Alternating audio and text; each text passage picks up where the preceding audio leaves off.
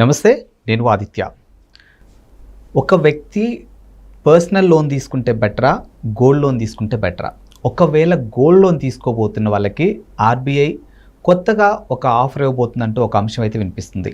అసలు ఇందులో ఏది బెటర్ అని తెలుసుకునే ప్రయత్నం చేద్దాం. ప్రస్తుతానికి మనతో పాటు స్టూడియోలో ఉన్నారు realtor oxygen founder and CEO, అలాగే real estate expert Nandi Rameshwar Rao గారు ఉన్నారు. సార్ అడిగి తెలుసుకుందాం. సార్ నమస్కారం. సార్ నమస్తే. సార్, ప్రస్తుతం ఈ సిచ్యువేషన్లో జనాలకు ఉన్నటువంటి ఒక కన్ఫ్యూజన్ ఏంటంటే, లోన్ తీసుకుంటే గోల్డ్ లోన్ తీసుకుంటే బెటరా, లేకపోతే రెగ్యులర్గా లోన్ తీసుకుంటే బెటరా అనేది చాలా కన్ఫ్యూజ్గా ఉన్నారు.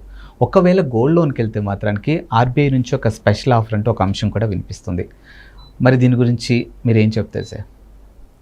లోన్స్లో చాలా రకాలు ఉన్నాయండి. హౌసింగ్ లోన్ ఉంది, గోల్డ్ లోన్ ఉంది, అట్లా మిగతా కొన్ని ఎఫ్డీల మీద కూడా లోన్ తీసుకుంటారు. గవర్నమెంట్ గోల్డ్ బాండ్స్ పెడతారు, దాని మీద లోన్ తీసుకోవచ్చు. పర్సనల్ లోన్ వేరు, హోమ్ లోన్ వేరు, గోల్డ్ లోన్ వేరు. సో హోమ్ లోన్కి కొద్ది ఇంట్రెస్ట్ తక్కువ ఉంటుంది, దానికి ఐటీ ఎగ్జామ్షన్ వస్తుంది. మనకి సమ్ అమౌంట్ వరకు మీరు కట్టిన ఇంట్రెస్ట్ మీద అమౌంట్ వస్తుంది. ఇంట్రెస్ట్ ప్రిన్సిపల్ ఏదైతే కలిపి కడుతుంటాం అందులో మన సంవత్సరానికి ఇంత అని మన ఇన్కమ్లో చూపించి డిడక్ట్ చేసుకోవచ్చు. పర్సనల్ లోన్కి ఏమవుతుందంటే సెక్యూరిటీ ఉండదు ఏమి. ఓకే, జస్ట్ మిమ్మల్ని చూసి మీ శాలరీ చూసి ఇవ్వడమే తప్ప మీరు ఫిజికల్గా ఏం పెట్టరు. అంటే రిస్క్ ఎక్కువ. మీరు రేపొద్దు బోర్డు తిప్పేసి అక్కడ జారిపోయారు అనుకోండి, మిమ్మల్ని ఎట్లా పట్టుకుంటాడు? కష్టం. ఆ ఇంటెన్షన్ ఉన్నాడు, తప్పు అడ్రస్ ఇస్తారు, కరెక్ట్ అడ్రస్ ఇవ్వడు. మనకి ఏదో లోన్ బ్యాంకులు ఎట్లుంటాయంటే, లోన్లు బ్యాంకులు కానీ ప్రైవేట్ కంపెనీలు కానీ లోన్లు ఇచ్చి టార్గెట్లు నింపుకోవాలనే ఫస్ట్ మైండ్లో ఉంటుంది. ఫస్ట్ టార్గెట్ ఏంటంటే ఈ నెలకి ఇన్ని లక్షలు చేయాలని అంటాడు బాస్. నువ్వు దొరికావు, అంత ఆదిత్య 10 లక్షలు తీసుకుంటే 20 లక్షలు. పర్సనల్ లోన్కి ఇంట్రెస్ట్ వేరు, ఇన్సెంటివ్ వేరు. మామూలు గోల్డ్ లోన్ వేరు, హోమ్ లోన్ వేరు. హోమ్ లోన్ ఎప్పుడు నార్మల్గా తక్కువ ఉంటుంది, అదే నువ్వు కార్ లోన్ మళ్ళీ ఎక్కువ ఉంటుంది. అలాగే కమర్షియల్ బిల్డింగ్ తీసుకుంటే ఎక్కువ ఉంటుంది.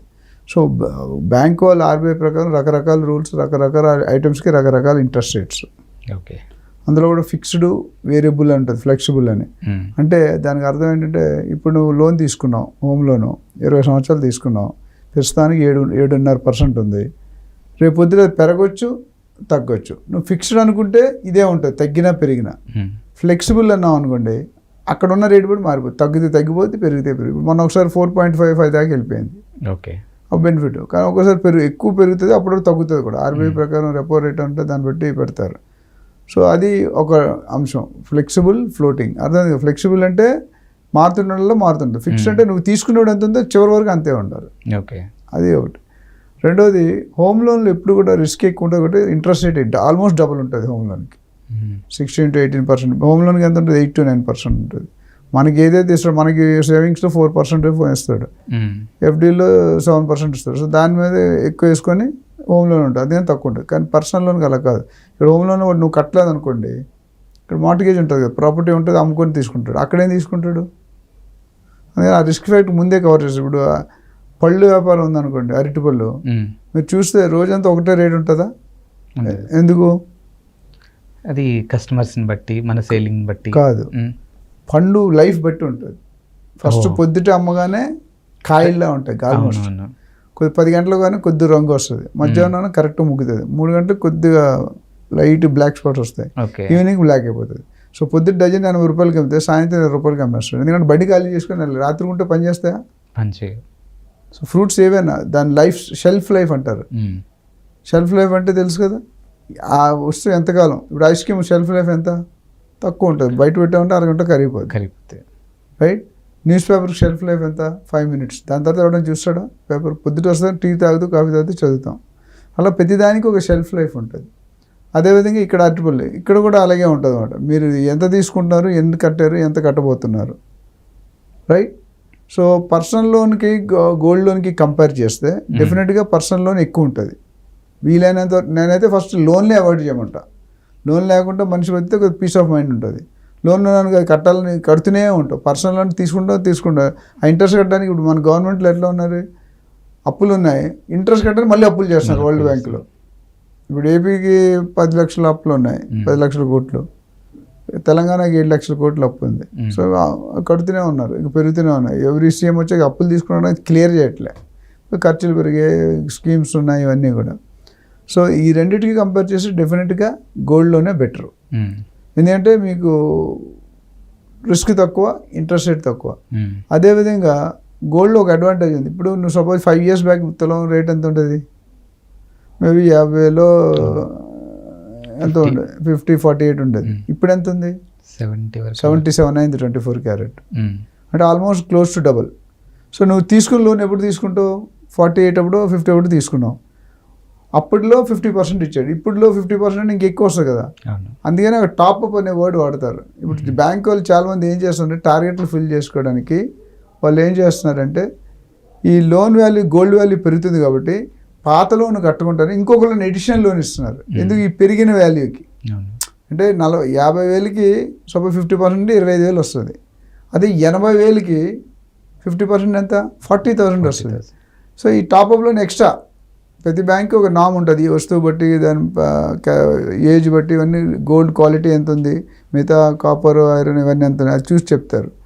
సో దాన్ని బట్టి టాప్అప్ లోన్ ఇస్తున్నారు. ఎందుకంటే వీళ్ళు టార్గెట్లు ఫుల్ చేసుకోవాలి. అది ఆర్బీఐ గమనించింది. Reserve bank of India boss వీళ్ళందరికీ, మిగతా బ్యాంకులు ఆర్బీఐ సెంట్రల్ బ్యాంక్. వాళ్ళు ఏం చేస్తారంటే ఈ టాప్అప్లో ఫస్ట్ లోనే కట్టట్లేదు సరిగాడు, రెండో లోన్ మళ్ళీ పిలిచిస్తుంటే వద్దంటారు. ఇప్పుడు నీకు ఫోన్ చేస్తారు, ఆదిత్య నీకు మంచి బాగుంది, మేము ఇంకా 30,000 ఇస్తాం, 3 లక్షలు ఇస్తాం, 4 ఏదో చెప్తారు. చెప్తే మీరు టెంప్ట్ అవుతారు. అది కాబట్టి ఇది వాళ్ళు రెండు కలిపి మొత్తానికి ఎగ్గొడతారు. సో ఆర్బీఐ అంటే అది బంద్ చేయమని ఒక 3 months టైం ఇచ్చింది.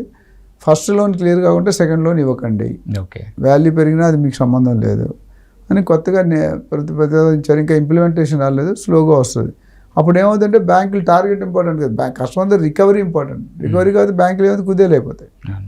ఎన్నో బ్యాంకులు మూస్తారు, 20, 30, 40, 70 సంవత్సరాల బ్యాంకులు కూడా మూస్తారు. ఎక్కడో దగ్గర ఇప్పుడు ఐసిఐసిఐ బ్యాంక్ మన ఏదో ఏరియాలో జరిగింది, వైజాగ్లోనే ఎక్కడ నాకు ఏరియా గుర్తులేదు. కొన్ని కోట్లు ఆ బ్రాంచ్ మేనేజర్ మింగేస్తాడండి. నీ పేరు చెప్పుకొని ఆయన విత్డ్రా చేసుకుంటాడు, పెన్షన్లు కానీ కొన్ని అలాంటివి. సో ఎఫ్డీలు కానీ మీకు ఏం ఇచ్చామని చెప్తారో ఆ రేంజ్ కింద మేనేజ్ చేసుకుని దొరికిపోయాడు. ఇప్పుడు మరి ఎన్ని కోట్లు ఉందో తెలియదు, ఆ బ్రాంచ్ మొత్తం లాస్ అయిపోద్ది కదా. అవును. సో ఇవి లోన్ తీసుకునేది ఆలోచించి తీసుకోవాలి, మనం కట్టగలిగే కెపాసిటీ. లోన్ అంటే మనకి అడిషనల్ హెడేకే.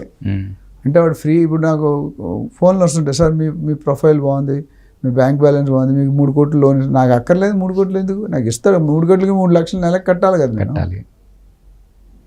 సో నా ఫస్ట్ ప్రకారం నా ఒపీనియన్ లోన్స్ లేకుండా మేనేజ్ చేసుకోవడం బెటర్. తప్పదు, పిల్లల ఎడ్యుకేషన్, పిల్ల పెళ్ళో లేదా సంథింగ్ ఏదో ఉన్నది అనుకుంటే తీసుకొని ఎంత వీలైతే పర్సనల్ లోన్ ఫస్ట్ క్లియర్ చేసాడు. హోమ్ లోన్ కొద్దిగా ఉన్నా పర్లేదు, బెనిఫిట్ మీకు. పర్సనల్ లోన్ ఏం బెనిఫిట్ చేయడు. సో మనకి ఎంత నీడ్ ఉంది అంత తీసుకోవడం బెటర్. అప్పుడు మీకు ఏంది, మీరు 1,00,000 రూపాయలు తీసుకుంటే 1,000 రూపాయలు కట్టాలి నెలకి. 10 లక్షలు తీసుకుంటే 10,000 కట్టాలి. అవును. ఎక్కడైనా కడతారు మీరు, మీకు వచ్చిందే చాలట్లేదు. ఓకే. సో రీపేయింగ్ కెపాసిటీ ఎట్లా ఉంటుంది? ఆ వడ్డీ మీద చక్కెర వడ్డీలా పడుతుంది. అప్పుడు డైలీ ఫైనాన్స్ రోజు 10%, 8% తీసుకుంటారు. తీసుకున్నప్పుడు ఏమవుతుంది? బర్డెన్ అయిపోతుంది.